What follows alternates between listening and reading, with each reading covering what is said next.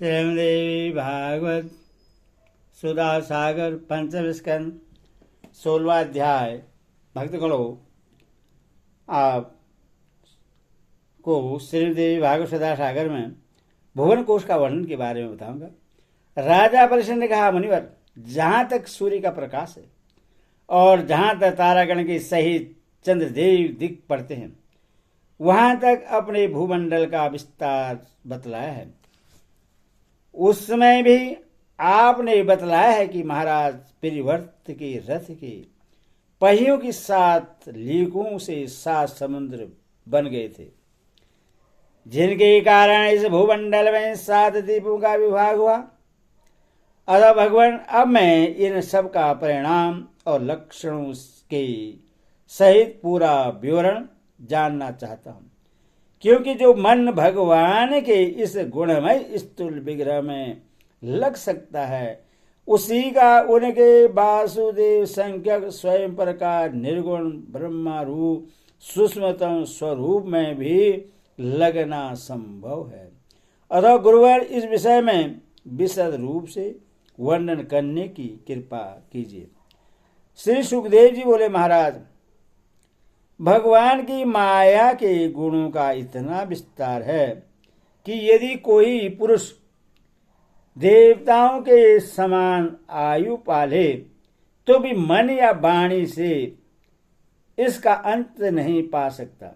इसीलिए हम नाम, रूप, परिणाम और लक्षण के द्वारा मुख्य मुख्य बातों को लेकर ही इस भूमंडल की विशेषताओं का वर्णन करेंगे।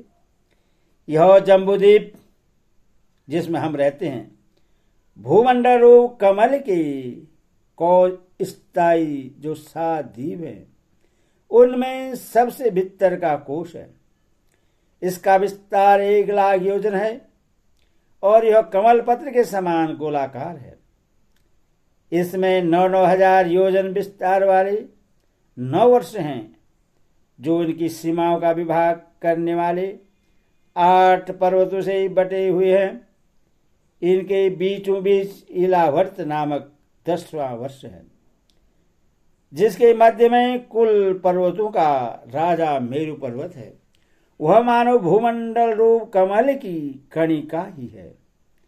वह ऊपर से नीचे तक सारा का सारा श्रवणमय है और 1 लाख योजन ऊंचा है।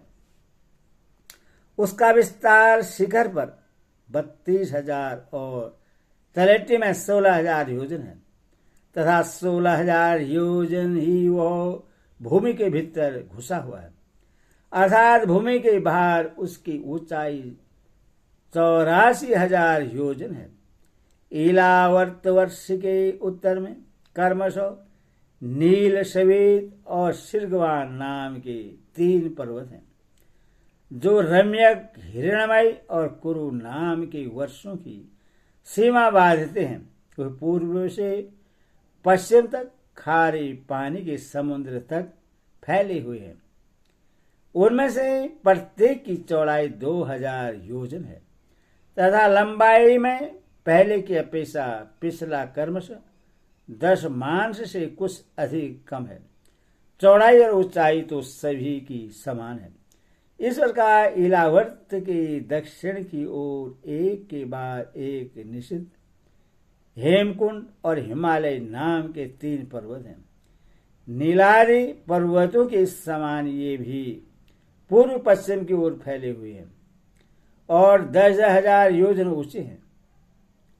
इनसे कर्मश, हरिवर्ष, किम पुरुष और भारतवर्ष की सीमाओं का विभाग होता है। इलावर्त के पूर्व और पश्चिम की ओर उत्तर में नील पर्वत और दक्षिण में निशत पर्वत तक फैले हुए गंधमादन और माल्यवान नाम के 2 पर्वत हैं। इनकी चौड़ाई 2-2 हजार योजन है और ये भद्रांश एवं केतुमाल नामक 2 वर्षों की सीमा निश्चित करते हैं। इनके सिवा मंदर, मेरु मंदर, सुपार्श और कुमुद ये 4-10 हजार योजन ऊंचे और उतने ही चौड़े पर्वत मेरु पर्वत के आधारभूता थोनियों के समान बने हुए हैं। इन चारों के ऊपर इनकी ध्वजाओं के समान कर्मशो आम, जामुन, कंदप और बड़ के 4 पेड़ हैं।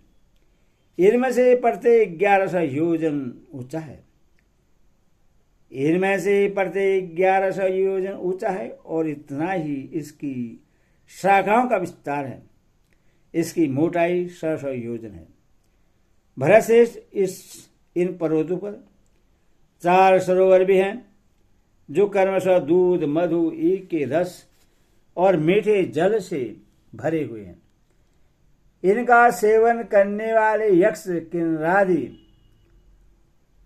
उपदेवों को स्वभाव से ही योग सिद्धियां प्राप्त हैं।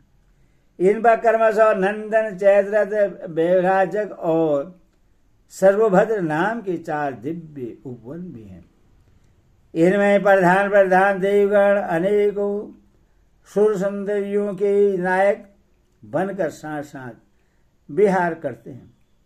उस समय गर्धवादी उपदेवगण इनकी महिमा का बखान क्या करते हैं। मंदराचल की गोद में जो 1100 योजन ऊंचा देवताओं का आम्र वृक्ष है, उससे गिरि शिखर के समान बड़े बड़े और अमृत के समान स्वादिष्ट फल गिरते हैं। वे जब फटते हैं तब उनसे बड़ा सुगंधित और मीठा लाल लाल रस बहने लगता है। वही अरुणोदा नाम की नदी में परिणत हो जाता है। यह नदी मंदराचल के शिखर से गिरकर अपने जल के से इलावर्त वर्ष के पूर्व भाग को सींचती है। श्री पार्वती जी की अनुचरी यक्ष पत्नियां इस जल का सेवन करती हैं। इस सेवन के अंगों से ऐसी सुगंध निकलती है कि उन्हें स्पर्श करके बहने वाली वायु उनके चारों ओर 10-10 योजन तक सारे देश को सुगंध से भर देती है। इसी प्रकार जामुन के वृक्ष से हाथी के समान बड़े बड़े प्राय बिना गुठली के फल गिरते हैं। बहुत ऊंचे से गिरने के कारण वे फट जाते हैं। उनके रस से जम्बू नाम की नदी प्रकट होती है, जो मेरु मंदर पर्वत के 10,000 योजन ऊंचे शिखर से गिरकर इलावृत के दक्षिण भूभाग को सींचती है। उस नदी के दोनों किनारों की मिट्टी उस रस से भीगकर जब वायु और सूर्य के सहयोग से सूख जाती है, तब वही देवलोक की विभूषित करने वाला जम्बूनद नामक सोना बन जाता है। इसे देवता गर्धवादी अपनी तरुणी स्त्रियों के सहित मुकुट, कंकण और करधनी आदि आभूषणों के रूप में धारण करते हैं। सुपार्श्व पर्वत पर जो विशाल कंदप वृक्ष है, उसके 5 कटोरों से मधु की 5 धाराएं निकलती हैं। उनकी मोटाई 5 पुरुष से जितनी है। वे सुपार्श्व के शिखर से गिरकर इलावर्त वर्ष के पश्चिम भाग को अपनी सुगंध से सुभाषित करती है। जो लोग इनका मधुपान करते हैं, उनके मुख से निकली हुई वायु अपने चारों ओर 100 योजन तक इसकी महक फैला देती है। इसी प्रकार कुमंद पर्वत पर जो सतबल्स नामक बड़ वृक्ष है, उसकी जटाओं से नीचे की ओर बहने वाले अनेक नद निकलते हैं। वे सब इच्छानुसार भोग देने वाले हैं। उनसे दूध, दही, मधु, घृत, गुड़, अन्न, वस्त्र, शैया, आसन और आभूषण आदि सभी पदार्थ मिल सकते हैं। ये सब कुमंद के शिखर से गिरकर इलावृत के उत्तरी भाग को सींचते हैं। इनके दिए हुए पदार्थों का उपभोग करने से वहां की प्रजा की त्वचा में झुर्रियां पड़ जाना, बाल पक जाना, थकान होना, शरीर में पसीना आना तथा दुर्गंध निकलना, बुढ़ापा, रोग, मृत्यु, सर्दी, गर्मी की पीड़ा, शरीर का कांतिहीन हो जाना तथा अंगों का टूटना आदि कष्ट कभी नहीं सताते और उन्हें जीवन पर्यंत पूरा पूरा सुख प्राप्त होता है। राजन कमल की कणिका की चारों जैसे केसर होता है, उसी प्रकार मेरु के मूल देश में उसके चारों कुरंग, कुरर, कुशुभ, बेकग, त्रिस्कुट, शिशिर, पतंग, रुचक, निषद, श्रीनिवास, कपिल, शंख, मयूर, जारुद, हंस, ऋषभ, नाग, कालजर और नारद आदि 20 पर्वत और हैं। इनके सिवा मेरु के पूर्व की ओर जठर और देवकुट नाम के 2 पर्वत हैं जो 18,000 18,000 योजन लंबे तथा 2-2 हजार योजन चौड़े और ऊंचे हैं।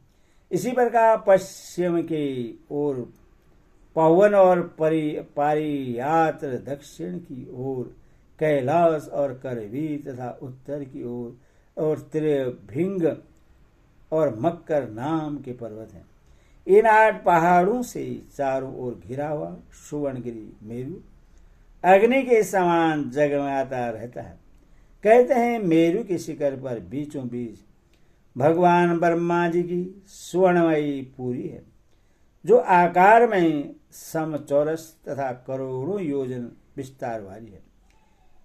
उसके नीचे पूर्वादि 8 दिशा उप दिशाओं में उनके अधिपति इंद्रादि 8 लोकपालों की 8 पुरियां हैं। वे अपने अपने स्वामी के अनुरूप उन्हीं दिशाओं में हैं और परिणाम में ब्रह्मा जी की पूरी से चौड़ाई है। हरि ओम तत्सत।